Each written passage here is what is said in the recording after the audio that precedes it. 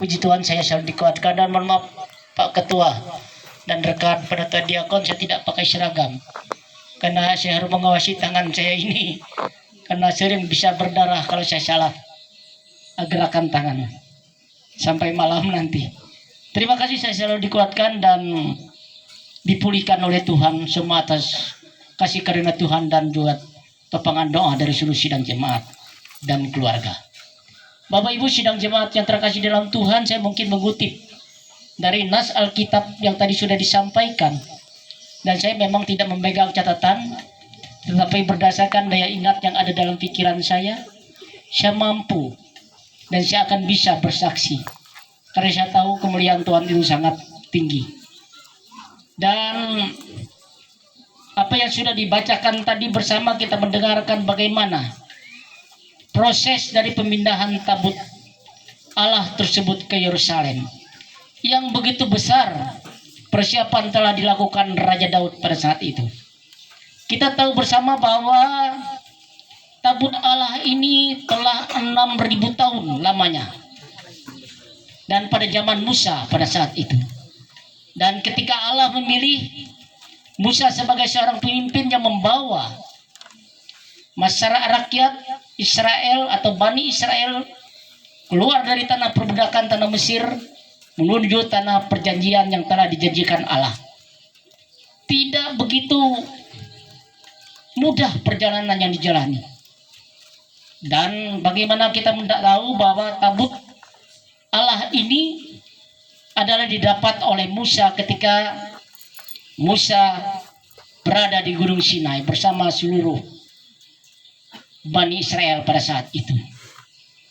Dan selama 40 hari Musa berada di Gunung Sinai, Tuhan Allah telah membuat suatu perjanjian kepada umat pilihannya pada saat itu adalah Bani Israel. Ada 10 perintah Tuhan yang tidak bisa dilanggar dan tidak ada tawar-menawar pada saat itu. Dan ketika Musa menerima itu, tidak satu lembar pun kertas pada saat itu, dan tidak ada tempat pun selain 2 buah loh batu. Dan 2 loh batu ini adalah Tuhan sendiri yang menuliskannya, sehingga tertulis ada 10 perintah Tuhan. Dan Tuhan juga menyuruh Musa pada saat itu untuk membuat tempat bagi 2 loh batu tersebut yang dinamakan adalah tabut suci Allah. Dan tabut ini Tuhan telah membuat semacam gambaran bahwa begini bentuk yang Musa harus buat. Tabut ini dibuat perskotak segi 4 yang terbuat dari kayu cembaga atau lebih dikenal adalah akasia. Dan tabut ini dari luar dan dalamnya dilapisi dengan emas. Dan pada tutup atasnya terbuat dari emas murni dengan 2 kerub patung yang berbentuk melekat dengan 2 sayap yang saling bertemu.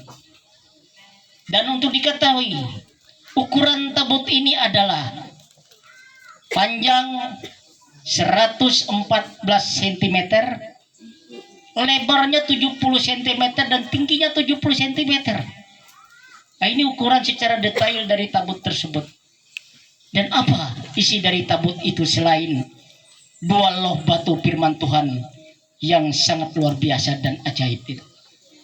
Adalah tongkat harum yang berkuncup dan mengeluarkan bunga. Dan satu lagi adalah buli-buli yang berisi mana. Di mana ini kue yang berasal yang telah disediakan Tuhan dari surga. Selama 40 tahun lamanya Bani Israel mengembara menuju tanah perjanjian Kanaan. Tuhan memelihara dengan menurunkan roti dari surga, yaitu roti mana. Nah, dari tahun ke 3000 tahun berjalan, tabut suci ini ternyata hilang. Dan peristiwa ini terjadi setelah kejadian runtuhnya bait Allah oleh Babilonia atau Raja Babel di Yerusalem pada waktu itu.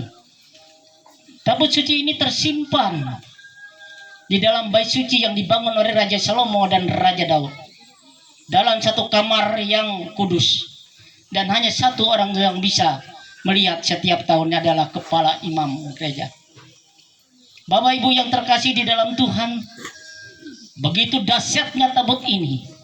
Kalau dikatakan seperti zaman sekarang ini adalah senjata yang paling ampuh yang pernah diciptakan. Tapi ini adalah yang diciptakan oleh Tuhan untuk umat manusia yang dipilihkannya adalah Bani Israel. Kita tahu bagaimana dahsyatnya tabut tersebut. Ketika tabut itu dibawa, memang sejarah mencatat zaman Nabi Musa ketika menyeberang Laut Merah, ketika dikepung atau dikejar oleh tentara Mesir, zaman itu zaman Raja Firaun, tabut itu berada di paling depan. Ketika Musa mengayunkan tongkat, maka terbelahlah Laut Merah tersebut dan Bani Israel bisa menyeberang lautan tersebut. Semua adalah atas kedahsyatan dari tabut itu juga. Dan ada lagi catatan terjadi mujizat yang luar biasa, keajaiban yang dilakukan oleh Allah, yaitu ketika Bani Israel menyeberang sungai Yordan, Yordea, maka sungai itu menjadi kering dan bisa dilewati. Itu karena tabut itu berada di depan. Dan terlebih lagi yang sangat luar biasa, ketika Bani Israel melakukan ekspansi perluasan wilayah sesuai tempat yang telah dijanjikan Tuhan, mereka